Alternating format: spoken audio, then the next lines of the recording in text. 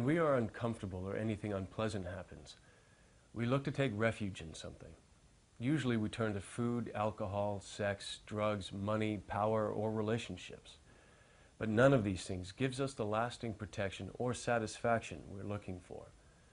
When you understand you can't find lasting happiness in samsara, then the desire to find true refuge becomes strong. In Buddhism, we take refuge in the three jewels, the Buddha, Dharma, and Sangha. The Buddha is like the doctor who understands your disease and knows how to treat it.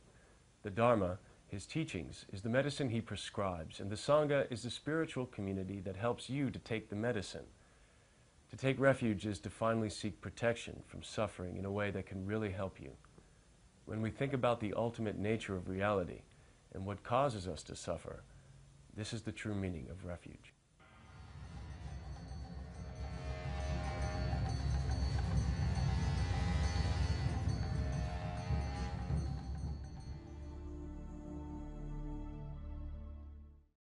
Before listening to these or any teachings, it's essential to prepare one's heart and mind in the appropriate way, to set one's attitude in the highest intention to be able to benefit all living beings.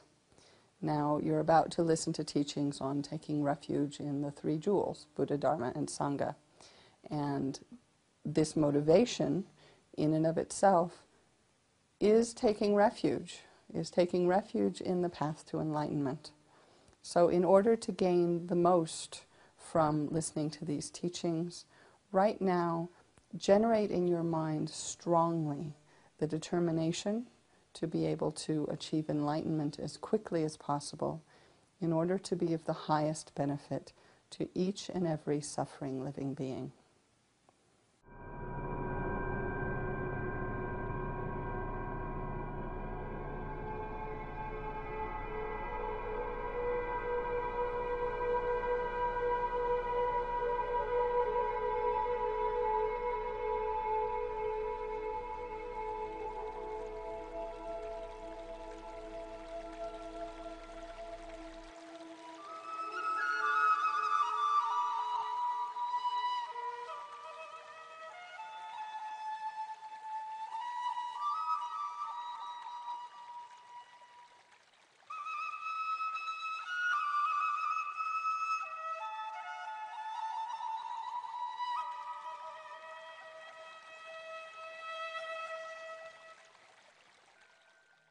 We may think that taking refuge is just a Buddhist thing, a Buddhist topic, but actually we've been doing it all our life.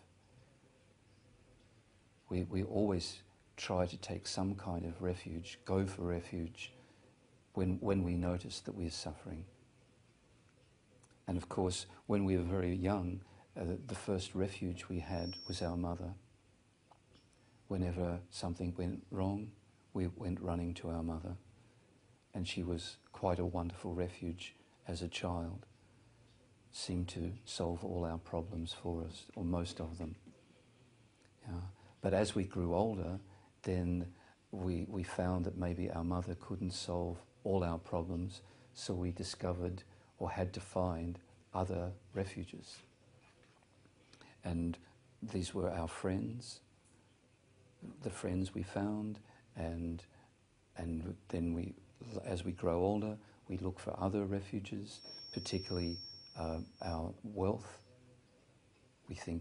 We all believe, most of us, most of the time, that money will be able to protect us from suffering and bring happiness. So we find a refuge in money, especially in our society now. This is the main refuge. It used to be religion, some kind of religion. Now it's money or power. We take refuge in drugs, socially accepted drugs like alcohol. These are all types of refuge. We go to them thinking, hoping, believing that they will afford some kind of protection, somehow will bring an end to the suffering. Yeah. Also food. This is a very popular form of refuge. Sex. Everything we do, actually, is some kind of refuge from suffering, and also at the same time we hope not only will it stop the suffering, but bring happiness. But we discover with experience that all these different things that we've relied on as some kind of refuge are not a complete refuge. They don't completely solve our problems. They don't bring an end to our suffering completely. And maybe some of us come to the Buddha Dharma because we've discovered that the things we've relied on in the past to overcome our suffering and bring some happiness, not one of them really works, and even all of them together, all of these ordinary forms of refuge, even all of them combined, don't work. They don't really stop our suffering, and especially the causes of our suffering. What we need to take refuge in is something perfect, unbetrayable, pure mind, free of all faults, possessing all qualities. And that is the definition of Buddha mind, enlightened mind. Only that is unbetrayable, something that we can completely rely on and can give every solution. Because one of the good qualities of enlightened mind is that it is omniscient, knowing everything,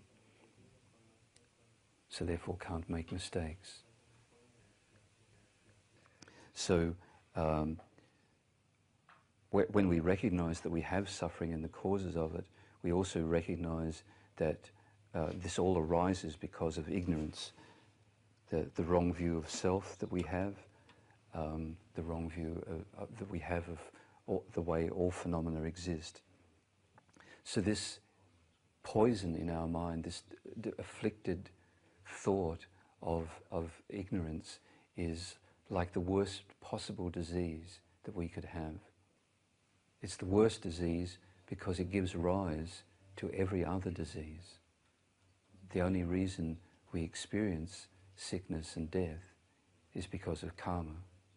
And karma is created because of delusions, and delusions depend on the presence of ignorance. If we really recognize that, we have to find someone who is the perfect doctor, and that perfect doctor is the Buddha. Because that Buddha, that perfect doctor of the Buddha, has themselves freed themselves of every disease. They know every disease and the cure for every disease. They've cured themselves of every disease. And they know how to cure us. And the medicine, the perfect medicine, is the teachings, the Dharma. And the Arya Sangha, meaning the ordained followers of the Buddha who have practiced intensively and gained a direct insight into the nature of themselves and phenomena. The Sangha are like the nurses who help us take the medicine, tell us when, remind us when to take it, how to take it, in what dosage, and so on. And they inspire us to do so. As an ordinary worldly person, we are always seeking happiness in the external world, out there. And all our suffering and problems, we put the blame on that, on something out there, someone out there.